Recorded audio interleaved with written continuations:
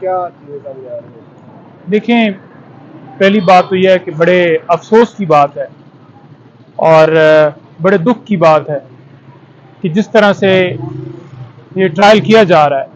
मैं बड़ा वाज़ेह तौर पर आपको कहना चाहता हूँ आज कि इमरान खान साहब को इस केस में जल्दी से जल्दी सज़ा देने का प्रोग्राम बनाया गया है और दिल जो है ना वो खून के आंसू रोता है जब हम अपनी आंखों से देख रहे हैं कि किस तरह इस मुकदमे को सीक्रेट तरीके से चलाया गया। पहले सीक्रेट तरीके से गिरफ्तारी डाली गई, फिर सीक्रेट तरीके से रिमांड हुआ और अब सीक्रेट तरीके से कार्रवाई करके इस केस में सजा देना चाहते हैं। लीगल टीम को अदालत ने इजाजत दी, 12 रुकनी लीगल टीम जाएगी और केस अपना लड़ेगी। वड़ाई साहब जो सुपरिटेंडेंट है जेल, वो जनाब उधर से अदालत को मिसगाइड करते हैं। जब अदालत लगती है कोर्ट के अंदर, जेल के अंदर, वो कहते हैं कि जी सिर्फ 1-2 बंदे हैं जो बाहर खड़े हैं, बाकी है ही कोई नहीं। 2 दफा या 3 दफा जाकर वो यही कहते हैं और फिर लीगल टीम पूरी को जाने की इजाजत नहीं दी जाती। लीगल टीम जब अंदर जाती है, अंदर का हाल ये होता है कि एक कमरा है जिसमें अदालत लगी हुई है और उस कमरे के अंदर ही एक वो जेल नुमा एक ग्रिल है जिसकी दूसरी तरफ इमरान खान साहब को खड़ा किया गया। कोर्ट के अंदर नहीं आए, वो उस ग्रिल की दूसरी तरफ ही खड़ा किया गया और तमाम लोगों ने ये कहा कि ये आप क्या कर रहे हैं, क्यों नहीं अदालत के अंदर इमरान खान साहब को ला रहे। तो किसी हुक्म की वहां पर तामील तो होती नहीं है। अदालत हुक्म करती है, ये लीगल टीम जाएगी, उनके ऊपर एफआईआर दर्ज कर दी जाती है। अदालत हुक्म करती है कि इस बंदे को रिलीज कर दो, वो नए मुकदमे में गिरफ्तार कर लेते हैं। तो कानून तो है नहीं। आज प्रॉपर तरीके से बात करने की भी इजाजत नहीं थी वहां पर कि इमरान खान साहब से लीगल टीम बात कर सके। उनको नहीं लाया गया उस कमरे के अंदर, उस ग्रिल से बाहर ही खान साहब को रखा गया और उसी कंडीशन में रखा गया है। उनके ऊपर पाबंदियां, सख्तियां दिन ब दिन बढ़ा रहे हैं। उस सेल में रखा गया है जिसके पास ना कोई जा सकता है, ना उनसे कोई बात कर सकता है और एक लम्हे के लिए मूवमेंट के ऊपर उन्हें पाबंदी है।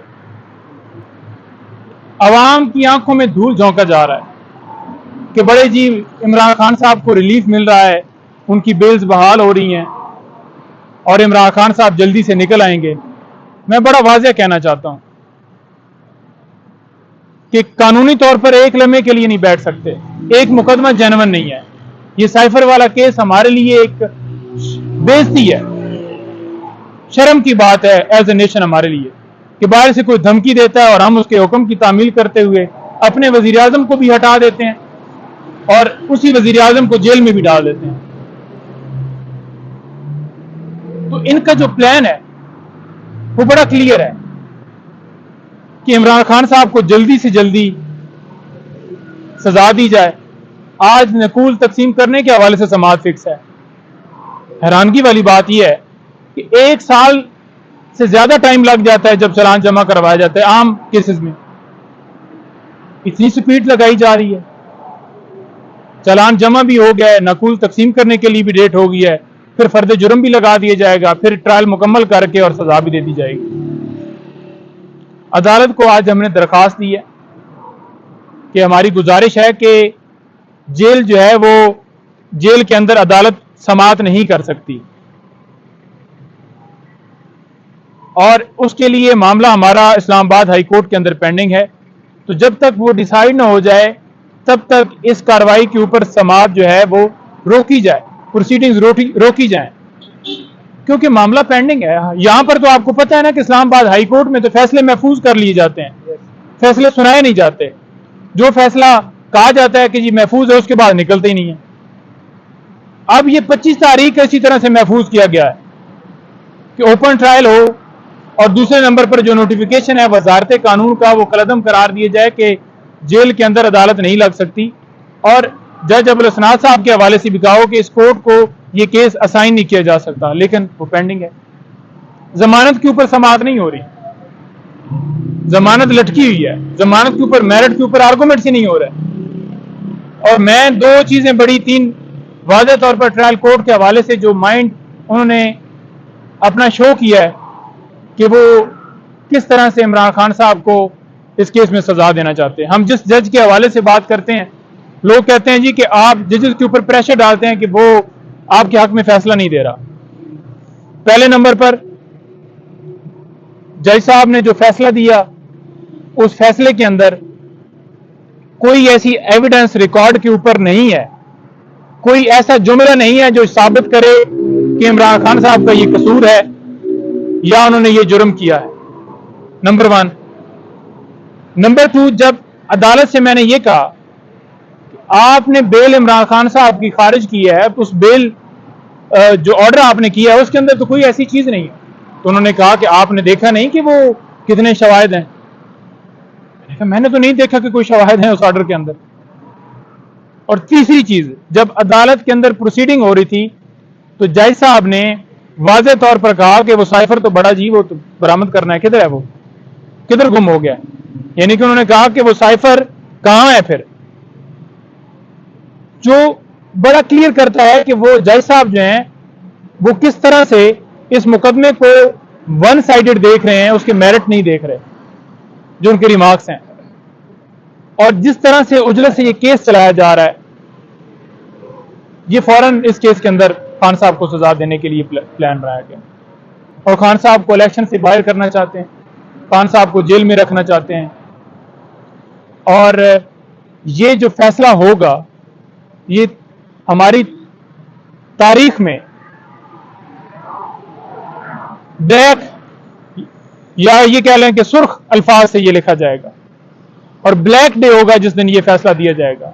जो इनका प्रोग्राम है, और ये कौम जो है ये कभी माफ नहीं करेगी। इस वक्त बड़ा वाज़ेह तौर पर कौम के लिए एक इम्तिहान है, और वाज़ेह तौर पर मैं कौम को ये मैसेज देना चाहता हूं कि आप इसको लाइटर मोड में ना लें कि तोशा खाना के अंदर 3 साल सजा हो गई और उसके बाद सस्पेंड हो गई और फिर आप सुकून में रह जाएं।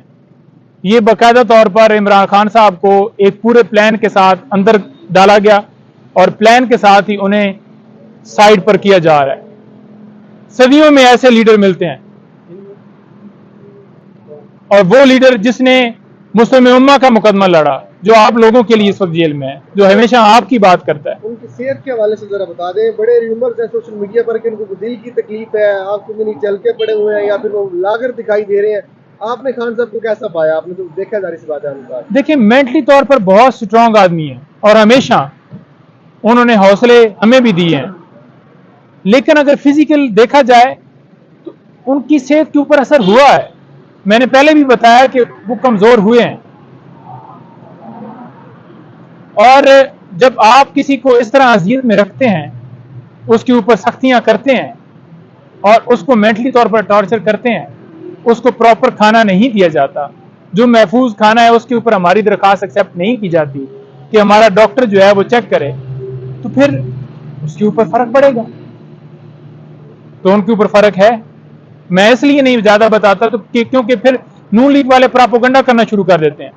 वो कहते हैं जी कि देखें जी, उधर इमरान खान कहते हैं जी नेल्सन मंडेला बन रहा है, और दूसरी तरफ कहते हैं जी कि हमें खुराक दो और ये करो और यूं सख्तियां हैं, तो बाकी लोगों ने भी सख्तियां। भाई, बाकी लोग चोर थे, जिन्होंने चोरी की, जिनके जुर्म थे, जिन्होंने जदादें बनाई, जो मुजरिम थे। अब इस बंदे के ऊपर, जिसके ऊपर 70 साल में एक मुकदमा दर्ज नहीं हुआ कि उसने कोई करप्शन की हो, जिसका 1 रुपए का इंटरेस्ट नहीं है, पूरी हुकूमत के अंदर उसने एक नई बिल्डिंग, नई मिल, नया कारखाना, नई कोई ऐसी प्रॉपर्टी नहीं बनाई। सारी दुनिया के सामने रिकॉर्ड है। क्या मिला जी? एक घड़ी मिली है जो कि उन्होंने पैसे देकर खरीदी है। Thank you. बहुत शुक्रिया।